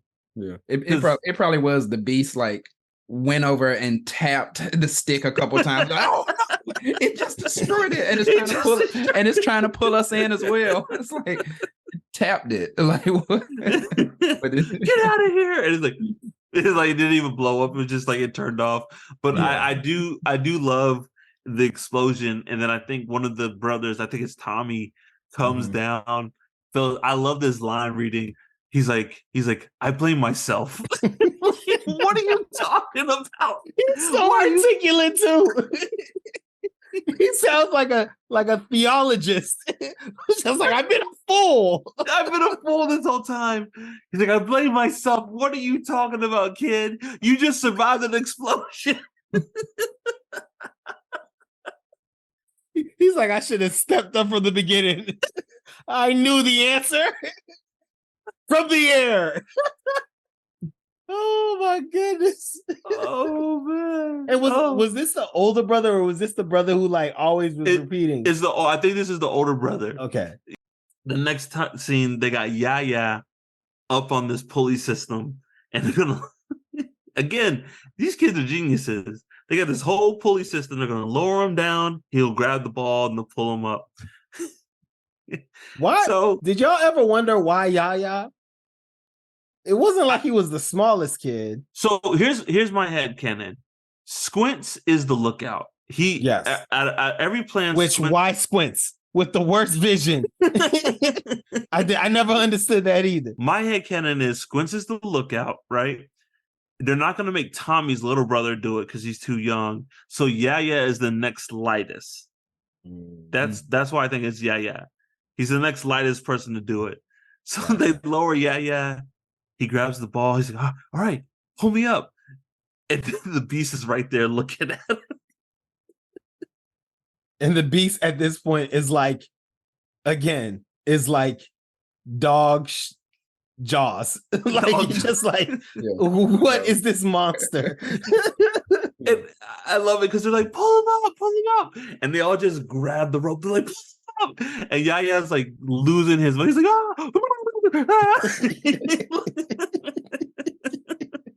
like, you just threw this kid into like the layers of hell and then you pulled him back out. But if memory serves correctly, he had it, right? Didn't he actually have the ball? And then all of it. But like a sane person, when you're in the face of like Jaws, he dropped it. Yeah. This was so bad. Like all of the plans actually worked, but it was just like as soon as the beast showed up, it was just like everything just shot. Like if you could move 2 seconds faster. Like, but I love when the beast shows up, they just like Bill. So the last plan, Smalls is like, it was man versus nature. He built his erector set. They build this contraption to go down there, scoop up with the ball. It's a pretty good plan, right? So they go down there, and Squints is like, he's like, launch, catapult. He's like, fire, the beast is here, fire. So Smalls launches the ball. And I love this scene. They're like, all right, here it comes. We got it. And then you see the beast like go up and catch the ball and like swallow it. Bro, first time I saw that, I remember it. I was scared. Giant dog flies in the air. They even play like Friday the 13th music, like, da, da, da, da. And then they cut to the beast, and the beast is just destroying the like erector set. Like, no! Did he toss something over? Or was that was like one of the other ones? Tossed it in the air. So, Smalls was just like, yeah, it's over. I'm going to die. And then this is when Benny at night has his dream. Mm-hmm. His dream when Babe Ruth comes out of his closet looking like static. And really good scene. Really well acted scene. The guy who plays Babe Ruth, I know this actor from somewhere. I can't remember him, but he did a good job. Benny did a good job. I thought this whole scene was great. Yeah, I mean, I love the Legends Never Die. Like that's like the thing to. That's a bar. It's a bar. A bar, dog. Heroes get remembered, but legends never die. Mm-hmm. Like bar. Or was it Legends Live Forever or never die? It's heroes get remembered, but legends never die. Okay, never die. Yeah. But definitely.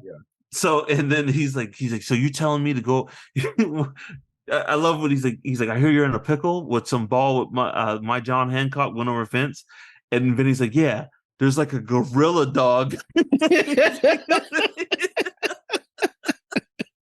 He's He's like, I don't know, bro. I gotta just tell you, I don't know how else to say this. It's like a monster. I know it's a gorilla dog. I know it's a dog, but there's some part gorilla in there. That's the only way I can explain it. that ate a kid one time. So, the babe tells him, he's like, hey man, people, which, not gonna lie, this is like standard good advice. He's like some people fall into greatness and some people don't even realize it when it spits it on the shoes. I'm like, babe is dropping bars this movie. So, he's like, and Benny's like, so you tell me that I should go over there and pickle with the beast? He's like, well, you think about that kid. And then nice little, like, oh my, he takes the Hank Aaron card because Hank Aaron broke his record, right? So he steals from Benny. That card's gonna be worth something. Nels, thank you. I was like, you let this ghost take this card, it's gonna be worth like $50,000. And I'm sure that's how the story went when he explained his dream to all his friends and his family. Yeah, and then the babe took my Hank Aaron card and then walked away. I don't know. And to this day, I don't know what happened to it. He never brought it back. I know it's worth about $2 million now, but Babe Ruth took it in my dream. It's been gone ever since. Grandpa, you got a lot of baseball cards. Well, I had a Hank Aaron rookie card, but the ghost of Babe Ruth took it. He was like, oh, Grandpa. And that somehow became the Jet.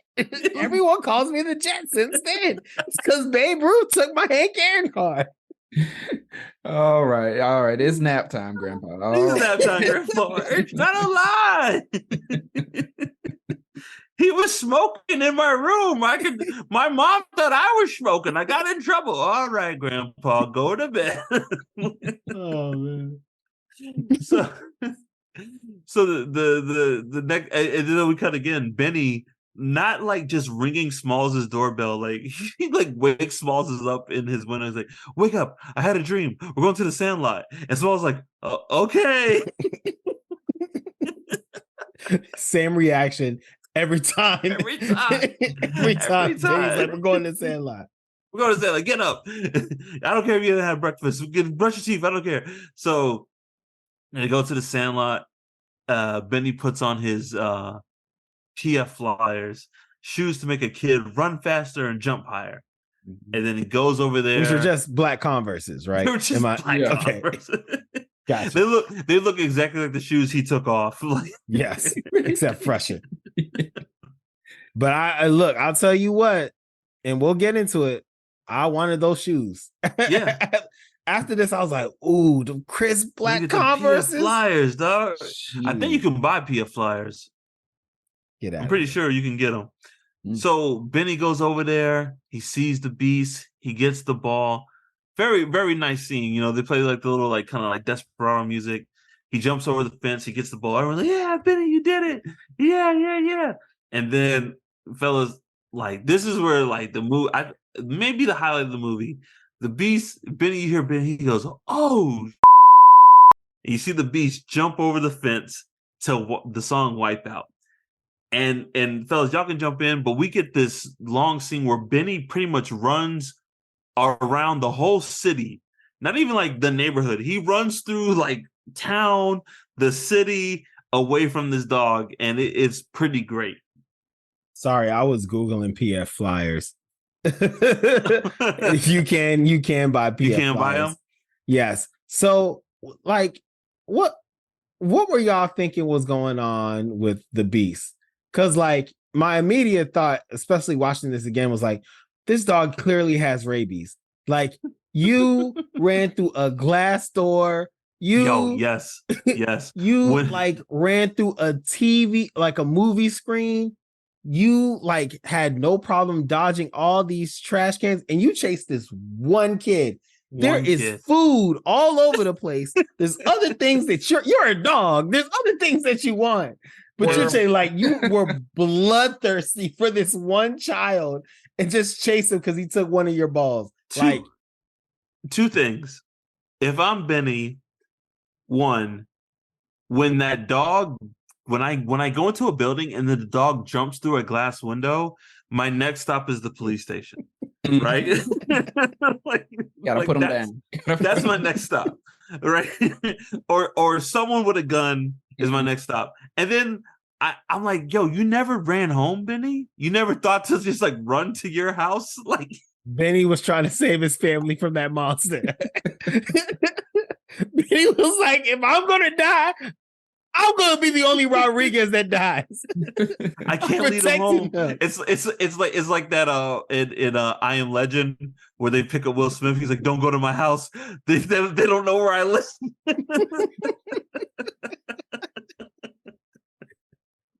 Yes. Yes. And no thoughts going through my head. It was like, I mean, it reminded me so much of Cujo. Of y'all ever seen Cujo? Yeah. Yes. I mean, obviously, dog looks like him, but I'm like, that was an entire movie of people. They were basically like stuck in a tree or whatever, just like whatever it is. The car. They were stuck in the car. Yeah, stuck in the car, just to be like, okay, so this dog doesn't get us. And I'm like, that's exactly how that was. Like this one dog chasing him around, and definitely had rabies. It was still foaming the entire time. The city, fellas, Benny ran through, like you said, Nils, an alley, throwing trash cans, broken TVs in front of this dog, ran into some type of like gymnasium where the people were just trying to watch a movie. I'm not gonna lie, there's a nice cut here with they're watching like the Wolfman. He's like, the only thing can kill like a silver bullet, and you'll turn into the Wolfman, and the beast rips through the screen like this dog is a menace to society. Rips through the screen, runs out of the Benny. Benny runs through a fair. There's food everywhere. There's so many distractions. This dog is not stopping. It was like a town festival. They were clearly celebrating some accomplishment for this town. They had a 5-layer, 6-layer cake.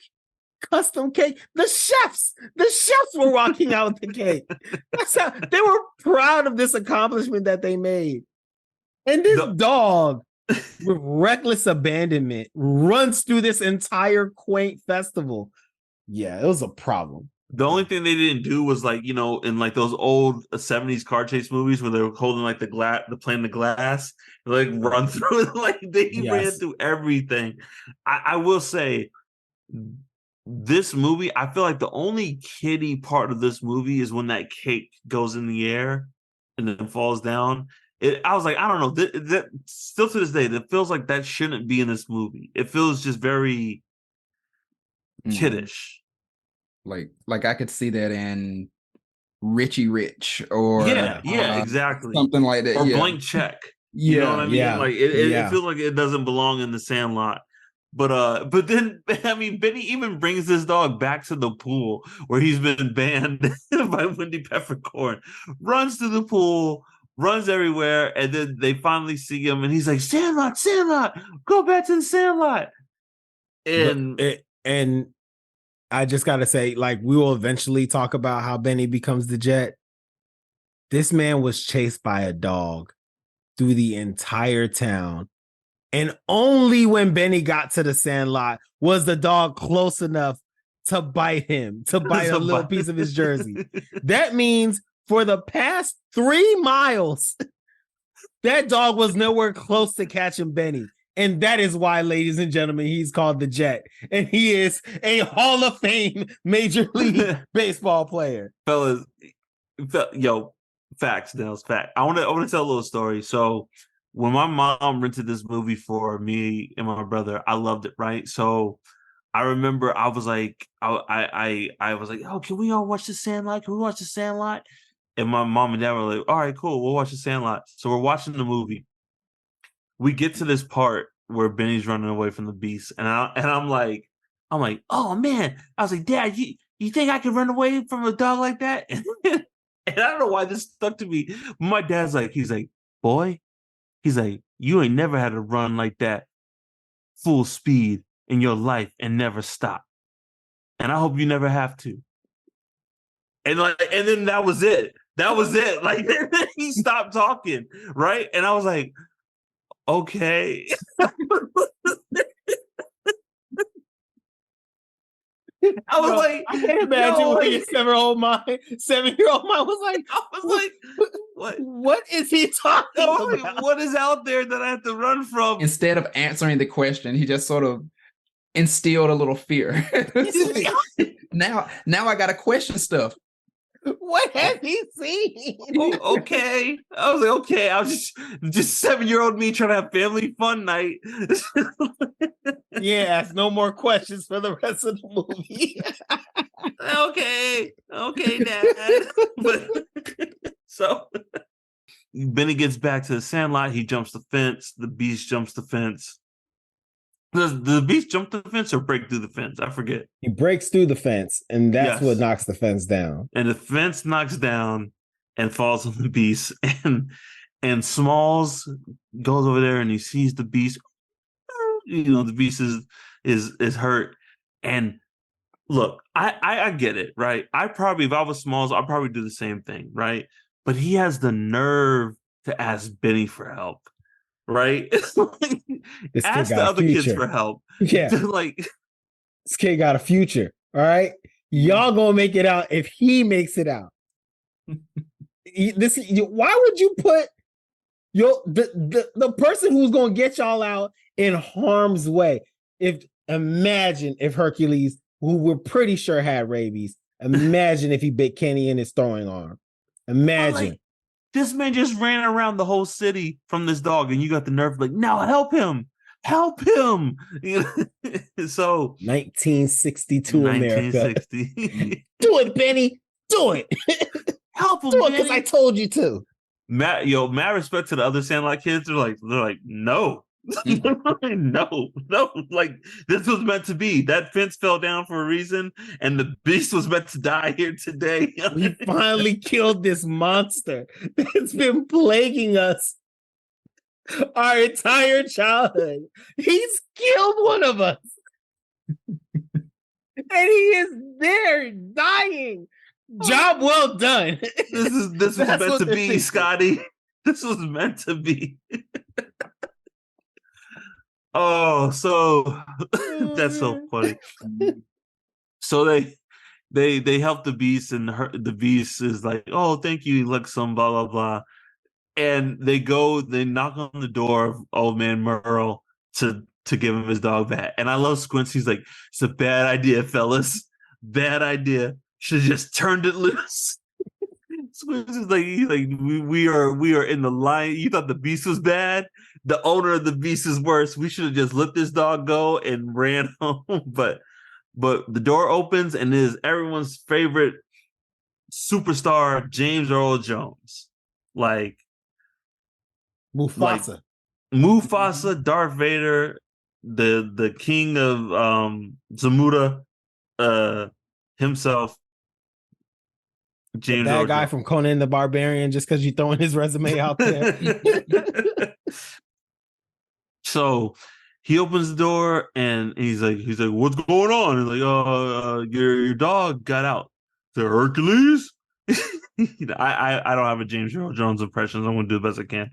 So he's like, yeah, we lost this ball. And he's like, did you get it? He's like, why did you just come ask me? I would have gotten it for you. And the kids are like so mad at Squints. They're just like, Squints, you freaking idiot. He's like, we got the ball back.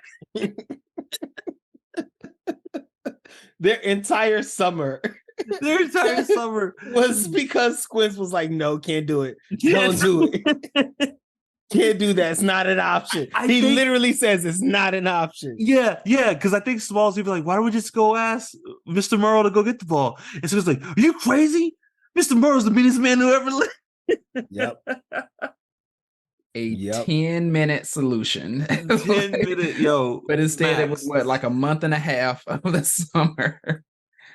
So they go inside with James Earl Jones, and he's like, you're in a lot of trouble, aren't you, kid? And he's like, yes, sir. That ball was signed by Babe Ruth. He's like, George signed this? And then finally Smalls like knows he's like, yeah, George Herman Ruth. Oh, like now you know the guy's whole name. He signed that ball. And I loved, he's like, you're not in trouble. You're dead where you stand. And if James Earl Jones says that with the authority in his voice, yes, the only person who can say it with more authority is Peter Cullen. And so if your James Earl is telling you this, then my brother, you are dead. You are dead. If I was Smalls at this point, I'd be like, okay, well, thank you, sir. Thank you for your time, Benny. Thank you for the summer. And I would have got me like a little like one of those little like hobo hatchels, like with the pole, and got on a train and just left. So they Just find become out a that, hitchhiker. just become just a vagabond, and but they find out that James Earl Jones knew Babe Ruth. He was a baseball player, and he has a baseball signed by all the Yankees of 1927 Yankees, the I believe. 1927 Yankees. That include the Murders Row. The Murders Row. Like a whole bunch of Hall of Fame baseball hitters. He's like, well, we can't take this ball. He's like, I'll trade you. I got all the good stuff. Look, if you guys come and talk baseball with me every week, you can have that ball. So, Scotty takes the ball.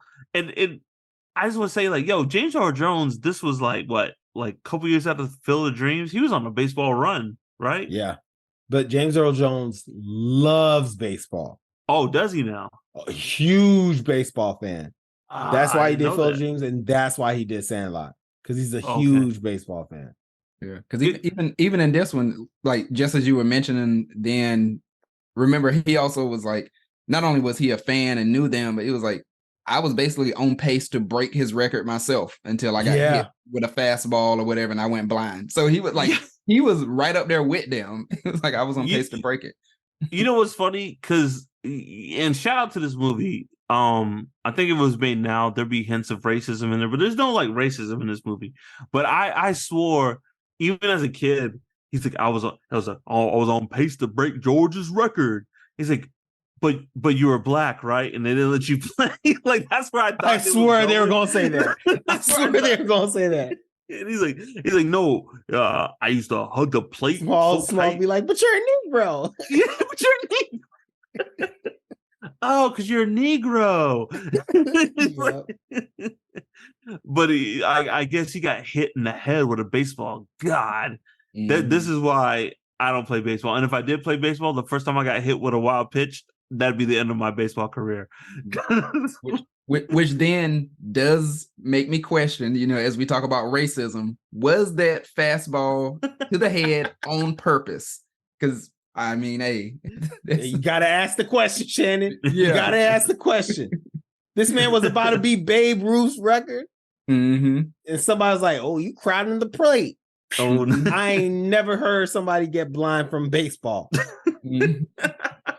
That dude hit him square in his temple to make sure he got blind. I feel like it's more common. Might. It's more common to die from getting hit by baseball than going blind. He's like, "Pow! The lights just went out, Simba." But so he went blind. But he gives him this ball.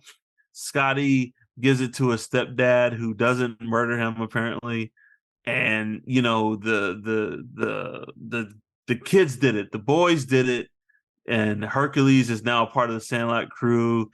And we go into the flash forward back to the regular time, and Scotty is the commentator for baseball, and Benny the Jet Rodriguez is playing Major League, and he steals home plate. He gives Scotty a thumbs up. Scotty gives him a thumbs up. He still has that horrible hat, and that's the end of the movie.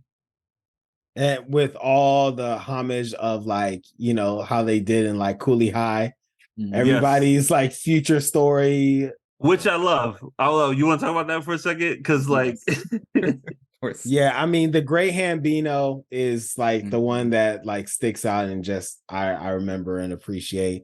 One of the kids gets like lost in the 60s, which to me. Bertram.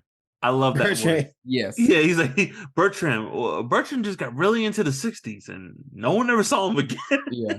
I was like, cocaine. That's joining the Manson family, dog. That's like I was like, we need an ESPN 30 for 30 on Bertram to be like, what we have our assumptions, but what does that mean? Never saw him again. Yeah, he joined a cult. Was it cocaine? Was he one of the friends with Jenny from Forrest Gump and her crew? Good question. Good question. I wouldn't be surprised. Bruh, and then dog Squints and Wendy Peppercorn get together and have 9 children. 9. What? 9. Leave her alone. 9 kids? Leave her 9 alone, kids. Squints. That's like, God. are they Irish? Like, good God. He loves her. He loves her. He is obsessed with her. Bruh. Oh my goodness. 9 kids? Love They it. didn't even say what his job was. not So enough to you pull know out. Wendy's a breadwinner. They get it on like Gomez and Morticia. Morticia for the Addams Family, dog. Like 9 kids. 9. Get out of here, bruh. Gestation period is 9 months. It's like back to back to back to back. Like, so there's probably a period of she was pregnant for 10 straight years. Yeah. It was probably 10 straight years. Yeah, 10 straight years pregnant. So I'm guessing as soon as Squints becomes 18, him and Wendy get married, right? Yeah. Like, Well, soon. okay. Sorry, there could be twins in there. True. So There could be twins, but I don't know. I think the movie probably not. I think the way the movie lays it out is like, no, Squints and Wendy get it on constantly, and so they have 9 kids. Because even smaller, he's like they had 9 kids. Like, even in his narration, he's like they had what? 9 children. He doesn't call Squints that much anymore. He's like, what number are you on now? Oh, well, number 9's all the way. Never know. Squints, it was good talking to you, man. It's like between him, Phillip Rivers, and Nick Cannon, like they are populating the earth. Like, I think he has more kids than Nick Cannon. That's a problem. Wow. But no, that's it, man. That's the end of the Sandlot, man. Classic movie, great movie. So I have like 2 questions for y'all. Yeah. One is just to go back to like taking the baseball into nowadays. Imagine that you were playing, public park basketball. Random kid comes in, clearly doesn't know how to like do anything basketball related. Somebody takes, the future Kobe Bryant, like takes him on the shoulders, and the next day he comes with a signed Michael Jordan basketball. Y'all lose it over the fence, whatever, to Godzilla Jr. And eventually, James Earl Jones gives you the 1996 Chicago Bulls, like, best record. Everybody on the team, including Phil Jackson, has signed this basketball. I think I know where you're going now. I think I know where you're going with this. When you go to the stepdad, what do you think is going to happen? I'm curious on where y'all think is going to happen when you okay, I know you had a signed Michael Jordan basketball, but I'm giving you the 96 Bulls as a replacement to that. So in my answer, in this scenario, I'm assuming maybe I'm the Benny character. We don't get that far because I'm keeping that ball. I'm keeping that ball. I ran around the city. Hey, Smalls, nice knowing you, dog. This is signed by the 96 Bulls. This is mine now.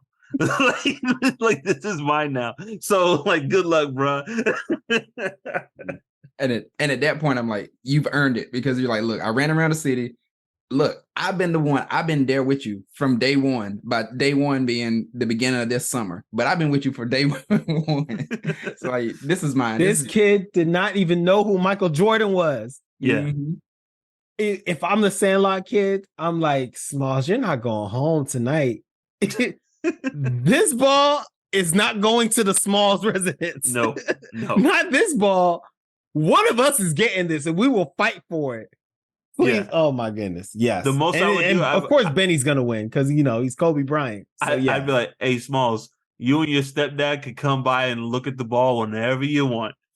but it's coming home with me tonight. It's going to the Rodriguez household tonight. You better ask James for another ball. You better He got a lot in something there. else in there. He might have something for you, but this ball, Mm-hmm. this is mine. Yep. Yeah. But how y'all think the dad would react to that? Like, I tried to think, I was like, would you be happier? Because I'd be pretty upset you get my Michael Jordan basketball gone. First, yeah, you definitely get an answer for that. But James Earl Jones could be a crazy man. I don't know what this ball came from. This could be a bunch of this. No one James Earl Jones. He could be like, this could be signed by those Negro League boys. like, oh God. This ball's worthless, Smalls. Worthless, Scotty. Signed by the Negro League All-Stars, which would be like amazing, but it's like to him 1962. This is worthless, Scotty. Oh man. But I don't have any certificate of authenticity. I'm whooping Scotty's ass if I'm Dennis Leary. And then I'm divorcing his mom. On the low. Like on the slow low, like they wake up and the house is empty. That's cold, Mark. You abandoned them meticulously. They wake up and the house is empty, and all because of the Michael Jordan ball. Like, this kid is a lost cause. I am done. With I tried. I loved you, but your son is worthless. And that's a wrap for them too, because again, it's the 60s. It's like it was always the man being the breadwinner, and it's like if you were single with a child, no man in the house, it's a wrap. Like, you're like, I have, like, not only is it it's sad, it's a divorce, I have ruined your life because there is no way for you to have income in the 60s. Yep. Like, but no, she should have played baseball with her son. I don't know. Yeah, I feel like in real life, Dennis Leary is like, what is this? I had a ball signed by the great one, the great Bambino, and you played with it and let a dog chew on it. Like, also, Scotty. That was passed down from my father to me. My father. So this ball's from the 20s, Scotty. It's 1962. So yeah, I think stepdad's still mad no matter what. Yeah. Now, thank you for the 1996 basketball. Yeah. Thank you. I appreciate it, but that wasn't a replacement. That was just a new ball that you got me. My old ball, like, you gonna answer for that. A week grounding is a blessing.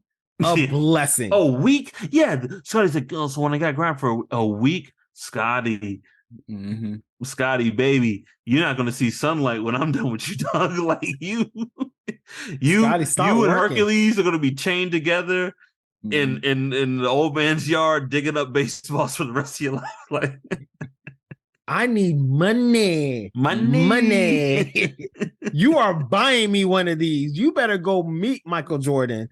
Get him to sign a new one for me. I'm getting this back. Please believe. Terrible, dog. Oh man. Anything else for the movie, y'all?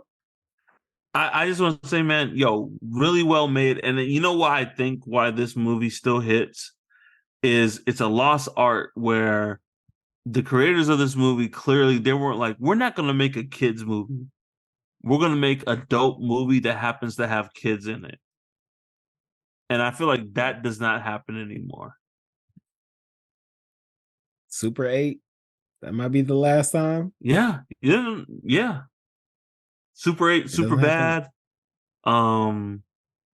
Yeah, but like when you make a movie, it was a kids movie, and we had stupid sound effects in it and dumb pop culture references. But it's like, no, like, just make a dope movie that happens to star kids, and you'll have a classic on your hands. And so it makes me wonder if the directors are just that good, or the actors were just that good to be able to pull off a feat like that. Yeah. I think they struck like lightning, because again, all these kids could have been the star in a movie back in the 90s. Every one of them. Yeah. And no, I'm definitely with you on that, because as you say that, I'm still thinking about, I feel like any movie today, as you said, like the references and things, like any movie today that's gonna end up being kids and this and that, it's gonna have the floss dance. Yeah. And somebody's gonna dab. And I mean, even in 2023, that's still going to happen. And every time I'm like, come on, man, just and they're gonna have like the stupid little sound effects, like, woo! Like, you know, just a dumb little sound effects. Nah, like, Hollywood don't make them like this no more. Mm-mm. Nope. Anything else, y'all? No, man, this was fun. I I'm like sweating from all the laughing I've done during this podcast. This was fun. I wonder, I'll leave it with this. I wonder if James Earl Jones is related to Kenny, because I don't know how many other black, and Kenny just knew the whole time, be like, man, that's my mean uncle, man. I don't want, he blind. I don't want him to know it's me. He gonna tell my mom that I'm hanging out with all these white kids all day, every day. But anyway, don't want to tell your mom, boy. Thank you all for listening. We have a new episode every month. You can find us on all social media at Pop Cult Parent, POPCULTPARENT. Visit us at www.popcultparent.com. Email us at popcultparent@gmail.com. Don't forget to rate us, review, and subscribe. And as always, join the cult. Peace. Peace. We out.